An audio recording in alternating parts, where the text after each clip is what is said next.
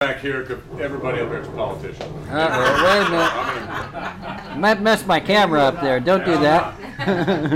No, and I have no aspirations of being a politician at all. Well, because I believe in citizen leadership. We've got a lot of politicians in office today. We've got to learn how to raise themselves money. Well, we need some leaders who know how to save and allocate our tax dollars properly. My name is Roche, and I am the Republican candidate for Pinellas County Commission against Mr. Harris. And I know Mr. Harris very well. There's a lot of folks in the media particularly would love for me to get ugly. And they come at me all the time. They don't want to talk about issues. They want to go, why don't you like Mr. Harris? What do you got to say about Mr. Harris? And I tell them, go away, I have no time for you. I don't have time for any of that anymore, and I don't think any of us do. We need leadership, is what we need. No more politics, no more rhetoric, no more promises and sound bites. We need substance and leadership. Let me give you a little background on myself. I'm 48 years young.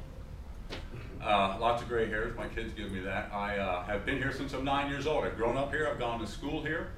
My wife is a school teacher at Clear High School for the past 20 years. We've got a 23-year-old daughter who is over at USF. She's majoring in fine arts, taken after her mother.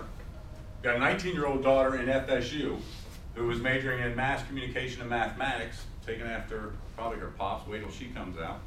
And we got a 13-year-old boy at home majoring in attitude. The discovery that girls really don't have cooties. So, and that's all good for him, and that's fine. But I started my professional career here in Pinellas County, obviously. Airport operations out of St. Pete Clearwater International Airport, where I was airline, air freight, and general aviation operations manager there. I loved it. It's a great industry. A lot of very good successes there. One of which I'm most proud of was convincing UPS to turn their operation around and bring it from Tampa to St. Petersburg Clearwater Airport, where it sits today. I left there and went into cable television industry when it was exploding in Pinellas County, a company called Vision Cable. All this time while working and getting married and having children, and I began to realize that watching our county go, because when I moved into Pinellas County, Keene Road was 2 lanes, loaded with palm trees. It was gorgeous, and it was going out of control then. And I knew then that I wanted to be involved in government leadership, so I left private industry and I went to work for Pinellas County. I worked with Mr. Harris for 10 years at Pinellas County in the areas of water, wastewater, and solid waste, environmental protection, and research and development, and public education and outreach. In 2004, when I qualified to run as a candidate, I was forced to resign from the county. It's a strange thing. I don't understand why you have to give up your job to seek to lead in this county, but it's something they do. I don't understand it, but we'll deal with that. Life went on. It was a commitment I made. And I actually first ran in 2004 as a Democrat candidate against then Ronnie Duncan, who was a Republican, who later left after that whole Jim Smith debacle, the now infamous Jim Smith debacle that I'm sure we all know about. But I knew it then. I went to work for a magazine company as a publishing editor, and then now I work for a geotechnical engineering firm, subsurface investigation called Gannett Fleming. But my passion for righting the wrong ship here in Pinellas County has never stopped, and I'm here again to offer our citizens an opportunity and an option. I love the change mirror. I think it's the most fascinating thing in the world. Politicians, our bosses even, all like to hold this mirror up to us and say, you got to change. Change is inevitable. You got to be ready to change. It's good. You can't fight change until you turn it around and face it to them. Then it's suddenly, oh, hey, change ain't so good. We need my experience. We need my leadership and my institutional knowledge. Well, your institutional knowledge ran us into a ditch. And frankly, we've experienced just about enough. And I believe that we need some new and fresh leadership here in Pinellas County that will bring some out-of-the-box thinking, long-range thinking. We're talking today.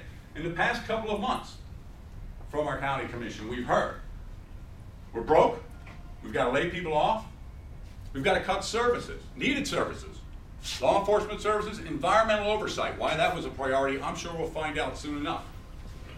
And, well, we may have to close our parks for 2 days and charge you to get into the days they're open, and we might have to raise taxes.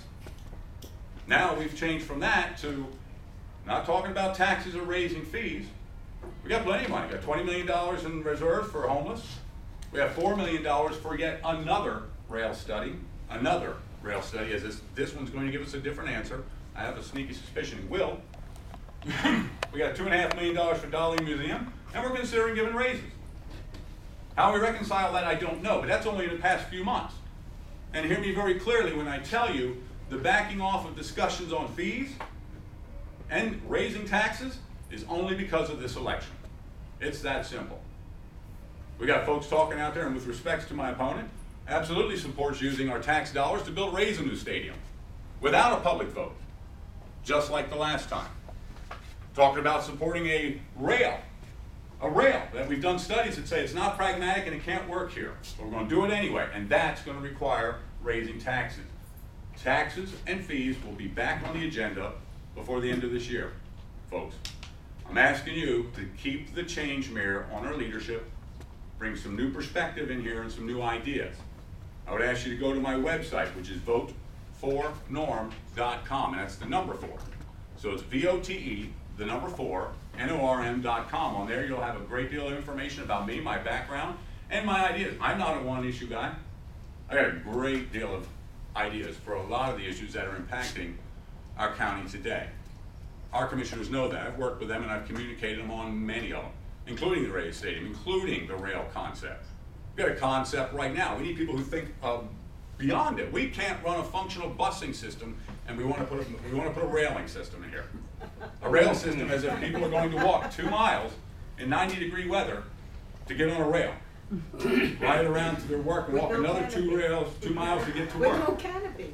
There's not saying that rail and future isn't a bad concept, but there's no plan, there's no data to support it. We've got a high-speed rail going in with not one shred of evidence, one shred of data that has been presented. We've got a high-speed rail that's already built. They're planning it. It's coming across the bay. A route's going to Palm Harbor, a route's going to Clearwater, and a route's going down to St. Pete. And I'm asking a simple question. Why? What is telling you that there are a boatload of people in Orlando who want to go from Orlando and ride in here and go to Palm Harbor? What tells you that? Are we going to make this county, our entire county, when you talk about a light rail and a high-speed rail, we have to look at the biggest picture. What is that plan? Are we going to bring mega industries here? And we have a lot of promises like that. Temporary construction jobs do not equate to a sustainable economy. It's what drove us into the mess we're in today. Build it and they will come. Well, build it and they'll ride is not going to work either. And I ask you to think outside the box. I understand and respect my opponent. I truly do. I worked with him on a juvenile justice board, serving their work there. It's not an issue. It's not a personal thing. It's about our economy, our world is changing, and we need ever-changing leadership with that. And I hope you'll consider that. I thank you for your time very much.